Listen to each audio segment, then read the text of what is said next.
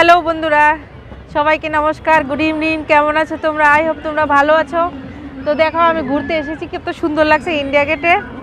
তো আমি ভাবলাম যে তোমাদের সঙ্গে শেয়ার করি, তোমরাও দেখো। তো সেই জন্য আমি ছোট্ট একটা মিনি ব্লগ বানালাম। তো তোমরাও দেখবে বন্ধুরা, কেমন লাগছে নিশ্চয়ই কমেন্ট করবে।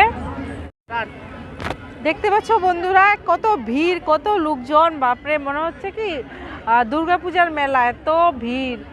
দেখো বন্ধুরা, কত সুন্দর লাগছে। এদিকে হলো রাষ্ট্রপতি ভবন আর এদিকে হলো পার্লামেন্ট হাউস। বেশি দূর নয়, 1 কিলোমিটার হবে, এত কাছেই। এখান থেকে হেঁটেই যাওয়া যাবে, এতই কাছে।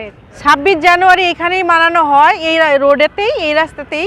যত বড় বড় মিনিস্টাররা সবাই আছেন এখানে আশপাশেই থাকেন। ইন্ডিয়া গেটটা বানানো হয়েছে প্রথম বিশ্বযুদ্ধের সময়, 1931-এ।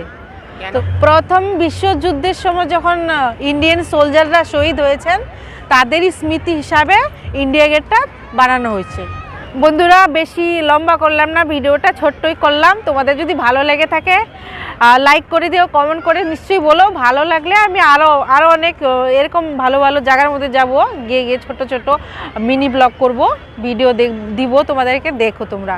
তো বন্ধুরা, দেখা হবে নেক্সট ভিডিওতে। সবাইকে প্রণাম, সবাই ভালো থেকো, সবাইকে নমস্কার, সবাই ভালো থেকো, টাটা।